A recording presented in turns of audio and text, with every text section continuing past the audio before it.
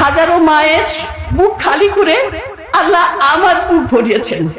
আমি কিভাবে সেই শহীদদের মায়েদের প্রতি কৃতজ্ঞতা জানাবো সেটাও আমি জানি না। আমি শুধু আল্লাহর কাছে তাদের জন্য আমার সমস্ত অন্তরাত্মা দিয়ে দোয়া করি, যাতে তারা এই দুনিয়ায় তারা সবকিছু ছেড়ে চলে গেছে, অনন্ত অসীম জীবনে যেন তাদের জীবনে পূর্ণতা তারা লাভ করতে পারে। আর মানে ছোট বাচ্চারা যখন রাতের বেলা ঘুমাতে পারতো না, যখন চিৎকার করে কাঁদতো, দাদু আমাকে মেরে ফেলছে, আমাকে মেরে ফেললো, আর মেরো না, আর মেরো না, আর মেরো না, আমার দাদুকে নিও না, মাকে নিও না। এটা তার প্রতি রাতের একটা ট্রমা ছিল, যে তার দাদাকে নিয়ে হত্যা করা হয়েছে, তার বাবাকে নিয়ে যাওয়া হয়েছে, তার চাচাকে দেশ ছাড়া করা হয়েছে। এখন সে প্রতি রাতে ঘুমাতে গেলেই স্বপ্ন দেখতো যে তার দাদুকে নিয়ে যাওয়া হচ্ছে, তার আম্মাকে নিয়ে যাওয়া হচ্ছে এবং তাদেরকে পিটিয়ে রাস্তার পাশে ফেলে রাখা হচ্ছে। এই দুর্বিষহ স্বপ্ন প্রতিদিন শুধু ওই কাঁদতো না, বরং আমি দুহাত দিয়ে জড়িয়ে ধরে বলতাম, দাদু আমি তো তোমার কাছে আছি, দাদু তো তোমার কাছে আছে, আমিও তোমার কাছে আছে, তুমি কেন কান্না করছো? কিন্তু সে ঘুমের ঘোরে বলতেই থাকতো, আর বেরো না, আর বেরো না, আমি আর সহ্য করতে পারি না, দাদুকে নিও না, আম্মুকে নিও না। অন্যায় ভাবে ফাঁসি দিয়ে তারা আমার স্বামীকে আমাদের কাছ থেকে নিয়ে নিয়েছে, তারা অন্যায় ভাবে গুম করেছে আমার সন্তানকে, আমার দুই ছেলে মুহাম্মদ বিন কাসেম সালমান, আহমদ বিন কাসেম আরমান। সালমানকে তারা একের পর এক মামলা দিয়ে দেশ ছাড়া করতে বাধ্য করেছে, তার নামে মামলা দিয়ে বাড়ির সমস্ত জিনিসপত্র ক্রয় করে নিয়ে যাওয়া হয়েছে। আর এরপরে বাবার আইনজীবী হিসাবে আহমদ বিন কাসেম আরমান কাজ করছিল, তাকেও গুম করা হলো। আর এরপর তাদের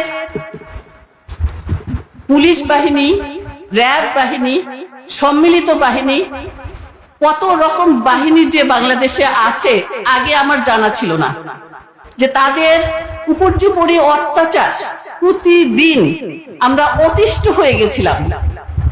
এবং এমন অবস্থা গেছে যে আরমানের স্ত্রী এবং ছোট দুটি বাচ্চা নিয়ে একদম একাই আমাকে লড়ে যেতে হয়েছে, আমাকে সার্ভাইভ করতে হয়েছে এই ঝঞ্ঝা বিক্ষুব্ধ এই সমাজে।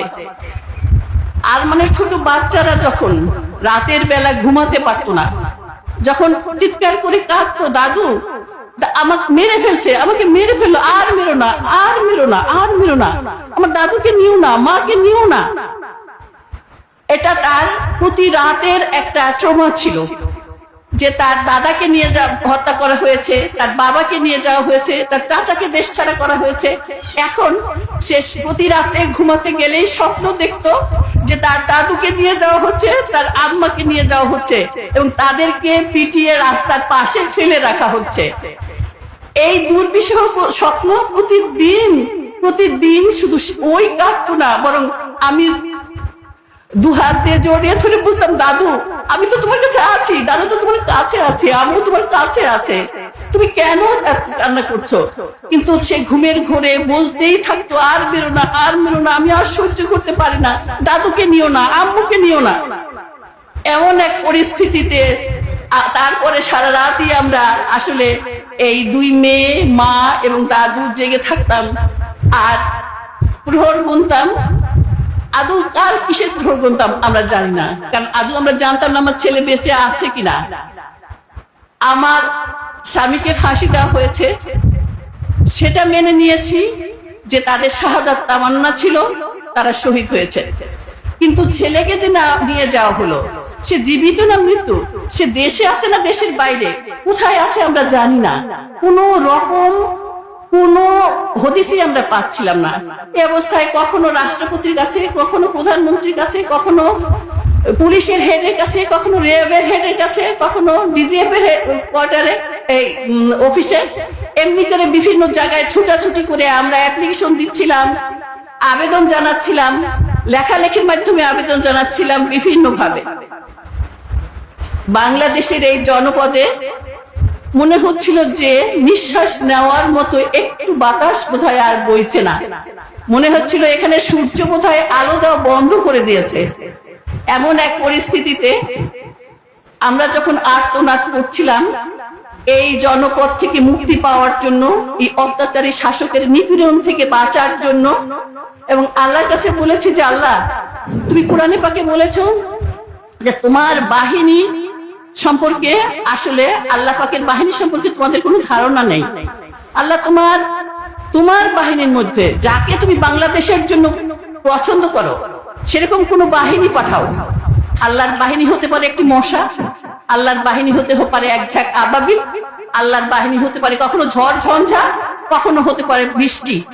কাজে আল্লাহ তোমার যেই বাহিনীকে তুমি চাও সেই বাহিনীকে আমাদের জন্য নাজাতের জন্য পাঠাও। আল্লাহ রাব্বুল আলামিন এক ঝাঁক আবাবিল পাঠিয়েছেন। আমি তাদের আবাবিলই বলি, কারণ আমাদের ছাত্ররা, আমাদের এই ছোট ছোট ছেলেরা, তারা মূলত আমাদের এই নাজাতের পথটি খুলে দিয়েছে। হাজারো মায়ের বুক খালি করে আল্লাহ আমার বুক ভরিয়েছেন। আমি কিভাবে সেই শহীদদের মায়েদের প্রতি কৃতজ্ঞতা জানাবো সেটাও আমি জানি না।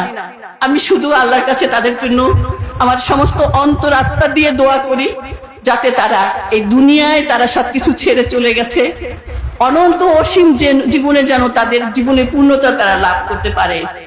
আর আজকের এই দিনের এই যে আমরা আজ নিঃশ্বাস নিতে পারছি, এই যে আমরা আজ মন খুলে কথা বলতে পারছি, এই যে আমরা মতামতের স্বাধীনতা দিতে পারছি, স্বাধীনভাবে ব্যক্ত করতে পারছি, এর জন্য জুলাইয়ের যোদ্ধাদের প্রতি, জুলাইয়ের শহীদদের প্রতি, তাদের পরিবারের প্রতি, প্রত্যেকের প্রতি কৃতজ্ঞতা।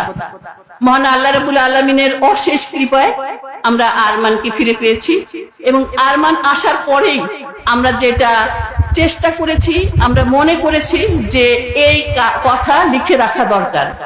কিন্তু লিখে রাখবে কে? আরমান তো লিখতে পারছে না, কথাও তার সুস্পষ্ট নয়, তার চোখেও ছানি পড়ে গেছে।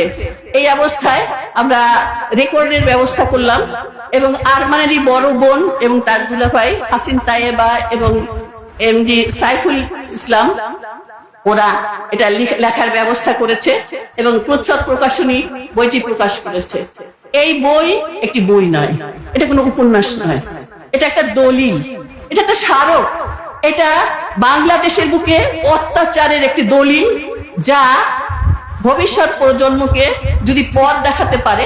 আমরা আর কোনো স্বৈরাচার চাই না, আর কোনো ফ্যাসিস্ট চাই না। আমাদের দেশ আমরা গর্ব, এখানে আমরা সবাই স্বাধীন এবং সবাই মুক্ত। আল্লাহ আমাদের সেই পরিবেশ করার, সেরকম একটি দেশ গড়ার তৌফিক দান করুন। আমিন। সবাইকে ধন্যবাদ।